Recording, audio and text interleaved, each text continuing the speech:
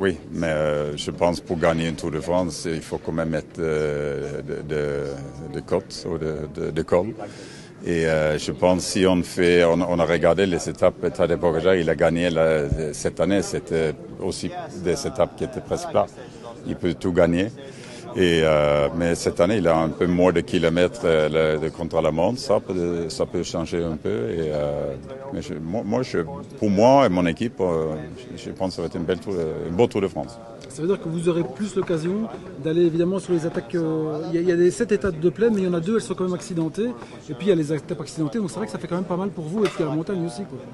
Oui, ça c'est des étapes que nous, UNOX, on aime. Si c'est une arrivée avec une col 20 km, c'est pas... Et Tadej Pogačar, il est là, c'est pas facile. Mais non, pour moi, c'est un beau tour. Vous pensez que c'est un tour qui va être plus ouvert que l'année passée? Ça, c'est difficile à dire parce que maintenant, je ne connais pas la différence des nivelés, mais c'est une étape, un tour qui est très dur. Mais moi, je pense et j'espère que c'est aussi pas mal les étapes pour les breakaways, pour l'échapper. Par rapport à vous, parce que vous, on sait, vous avez ramené le maillot vert. Est-ce que vous auriez ramené le maillot vert avec un tour comme celui-ci? Oui, je crois. S'il avait trop d'étapes pour les sprinters, c'était pas beau pour moi, mais c'est tout, c'est bien. Et les sprinters, ils vont pas commencer à se dire c'est compliqué de venir sur le Tour de France, parce que même si la dernière étape sur les Champs-Élysées, c'est plus d'étape pour les sprinters.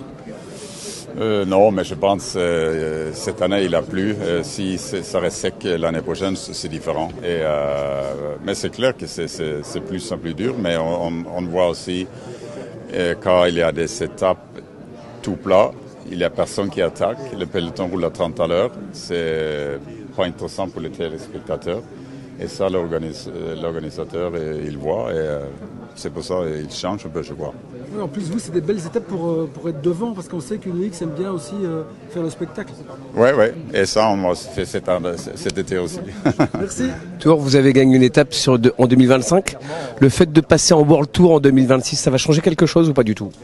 Oui, ça va changer un peu, c'est clair.